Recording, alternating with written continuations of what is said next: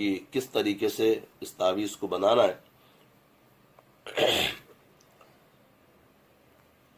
گرم کرنے کا طریقہ یہ ہوتا ہے کہ خالی کوئی ڈبہ لے لیں اور اس ڈبے کو آدھا مٹی سے بھر دیں اور پھر اس تعویذ کو اس میں رکھیں اور ہلکی آنچ پر اس کو صرف ہٹ پہنچانی، یعنی گرمی محسوس کرانی، اتنا تیز جلا مت دینا کہ تعویذ اندر جل جائے۔ بہت آسان، اوپر اس کا آسان طریقہ ہے کہ اوپر والی جو مٹی آپ تعویذ کے اوپر فل ڈبے کو جب کریں گے مٹی سے، تو پھر آپ یہ دیکھ لیجئے گا کہ مٹی اوپر کی تپ نہ رہی ہو، ہلکی گرم ہو اور تعویذ گرم ہوتا رہا۔ اب یہاں کیا کریں گے، اس خانے میں نام لکھیں گے، فلاں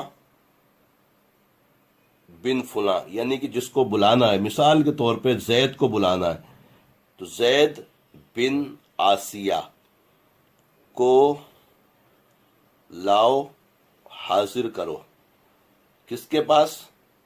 مثال کے طور پہ احمد بن ہوا۔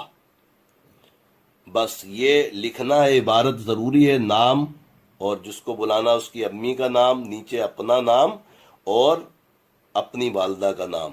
انشاءاللہ تعالی اللہ کی عطاؤں سے آپ کا محبوب، آپ کا بچہ، آپ کے شوہر، آپ کے رشتہ دار انشاءاللہ تعالی حاضر ہو جائیں گے۔ الحمدللہ عز و جل، مجھے امید ہے کہ آپ نے تعویذ بنانا سیکھ لیا ہے۔